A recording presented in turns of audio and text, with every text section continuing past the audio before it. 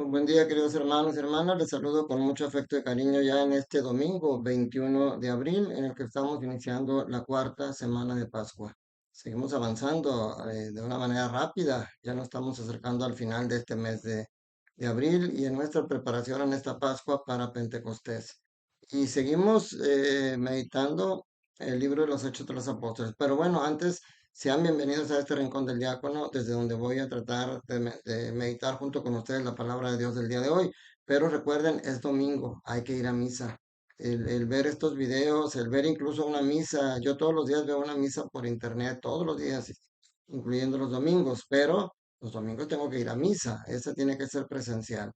Y pues bueno, este domingo la primera lectura, si continuamos como toda la Pascua, el Hechos de los Apóstoles, capítulo 4 versículos del 8 al 12. Aquí trae tres enseñanzas muy importantes. El contexto es de que sigue la polémica por ese hombre, el primer milagro que hacen Pedro y Juan en el templo, en la Puerta de la Hermosa, donde un paralítico es levantado del suelo. Y sigue cuestionando a Pedro, pero aquí lo importante son tres cosas. La primera, la acción sanadora de Cristo sigue presente aún de que él ya no está físicamente, porque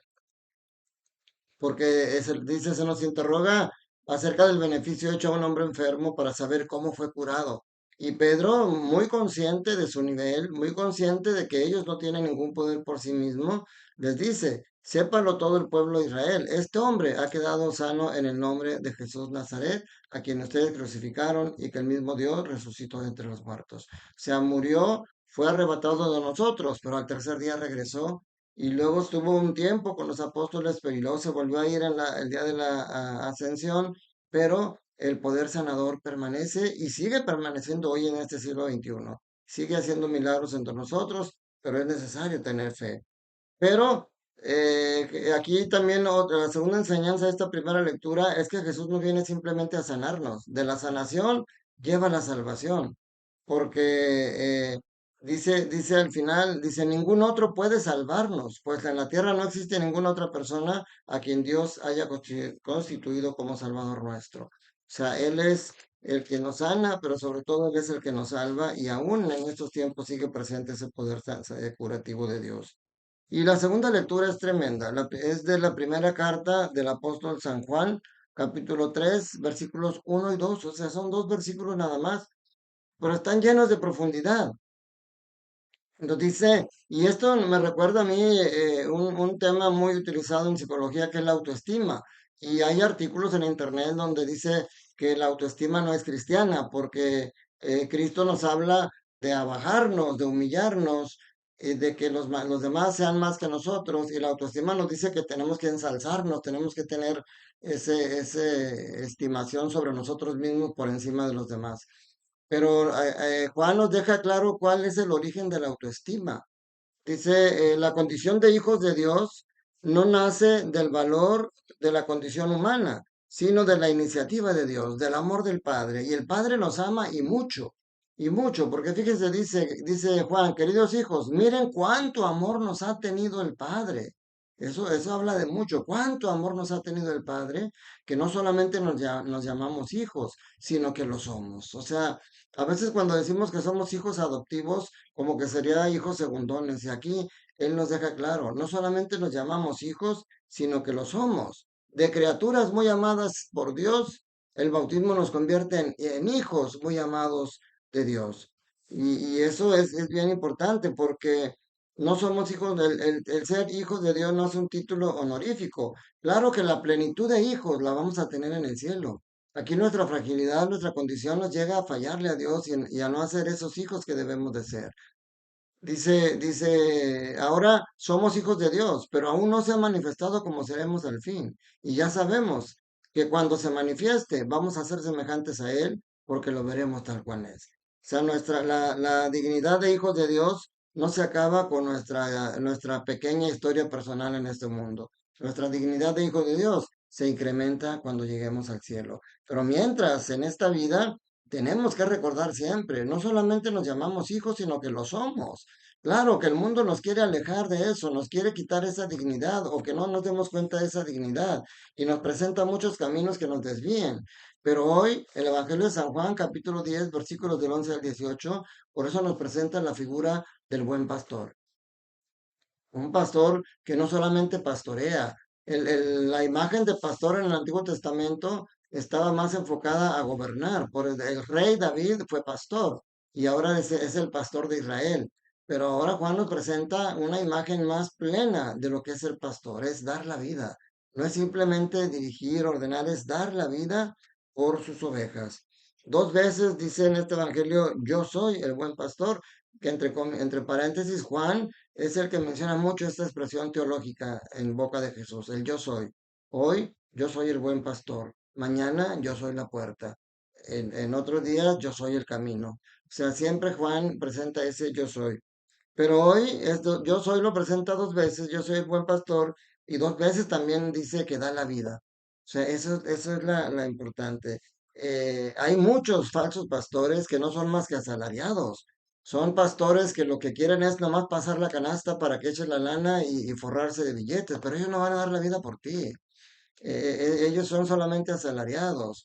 Pero ¿cómo vamos a distinguir el buen pastor del mal pastor?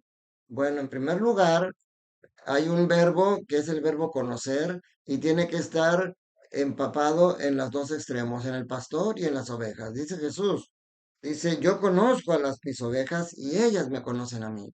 ¿Cómo vamos a distinguir a un buen pastor de un mal pastor si no conocemos al buen pastor? ¿Y cómo vamos a conocer a una persona si no tenemos contacto con él? El conocimiento viene de la convivencia diaria. Para conocer a Dios tenemos que conocerlo en la escritura. Dice San Jerónimo, desconocer las escrituras es desconocer a Jesús. Entonces tenemos que leer la Biblia. Si no vamos ni a misa, que ahí nos leen la Biblia en el Antiguo y el Nuevo Testamento y nos la explican y tampoco lo leemos en la casa, pues ¿cómo nos vamos a familiarizar con él? Por eso nos distraemos con tantas voces que nos llevan para otro lado. Dice, y claro, habemos muchos que ya tratamos de estar cerca de entrar en ese redil del buen pastor, pero Jesús dice, también hay ovejas de otro redil, tenemos de otro redil y es necesario que yo vaya también por ellas y las traiga al redil. Escucharán mi voz y habrá un solo rebaño y un solo pastor. O sea, el Señor va, por eso es hermoso canto de las 100 ovejas y que es lo que Jesús dice en otro pasaje. El pastor que tiene 100 ovejas y se le pierde una, a esas 99 las deja seguras en el redil y se va en busca de la oveja perdida. Por eso, y aquí este pasaje es importante en este tiempo de Pascua, porque Jesús dice, yo doy la vida. Y qué triste sería, yo puedo dar la vida por una de mis hijas, por mi esposa, y ya no podría hacer más, porque al dar la vida por ella yo ya moriría y ya no podría hacer más. El buen pastor da la vida, pero da la vida por todos. ¿Y saben por qué? Porque Jesús dice, nadie me quita la vida, yo la doy, porque yo la puedo volver a tomar. Y dice al final, el Padre me ama porque doy mi vida para volverla a tomar. Nadie me la quita, yo la doy porque quiero. Y tengo el poder para darla y lo tengo también para volverla a tomar. Esa es nuestra fe. Por eso Jesús en esta Pascua es lo que celebramos, que Jesús ha vencido a la muerte, que Jesús ha vencido a la muerte para que nosotros también podamos vencerla. Y conscientes de que hay muchas cosas que nos distraen, por eso es esta figura del buen pastor. De hecho, para nosotros, la figura importante de Cristo es en la cruz, es el signo del amor. Ahí dio la vida por nosotros, de ahí se levantó para subir al cielo y para estar cerca de nosotros. Pero en las primeras épocas del cristianismo, esta figura de Jesús crucificado no era popular, porque de alguna manera lo veían como el signo de la derrota. La figura de Jesús era la del buen pastor. Esa era la figura que más se veía. Pero hoy Jesús dice, yo soy el buen pastor, pero el buen pastor que vengo a dar la vida. Y vengo a dar la vida en la cruz. Y ustedes como ovejas, por eso el Papa Francisco ha recalcado mucho el pastor debe tener olor a oveja, pero las ovejas debemos de tener olor a pastor. O sea, ¿por qué el pastor debe tener olor a oveja? Porque debe estar entre las ovejas. Dice San Agustín cuando lo nombraron obispo, les dijo, con ustedes soy su hermano, para ustedes soy su obispo. O sea, no porque sea nombrado obispo ahora va a estar allá en la catedral y allá, no, tiene que seguir entre ellos, pero nosotros tenemos que diferenciar cuál es nuestro lugar y cuál es nuestro nivel, como Pedro lo hacía. Pedro no dice, yo levanté a este hombre de la parálisis y yo lo sané. Dice, no, fue Jesús, el nombre de Cristo Jesús, a quien ustedes mataron, pero que Dios lo levantó de la muerte. Y así te puede levantar Dios a ti de la muerte. Porque dice San Pablo, el salario del pecado es la muerte. Si tú estás viviendo en un pecado mortal, estás muerto. Solamente estás sobreviviendo aquí, esperando el momento que te manden al fuego eterno. Pero hoy el Señor quiere levantarte. Hoy el Señor quiere ese pastor que te oriente, que te dirige. Y durante la semana vamos a seguir meditando cómo es ese pastor con nosotros, cómo es que da la vida y cómo ese pastor se convierte también en la puerta por la cual podemos entrar a la salvación. Es importantísimo que vayas a misa, mi hermano. El buen pastor, como dice el profeta Oseas, con lacitos de amor.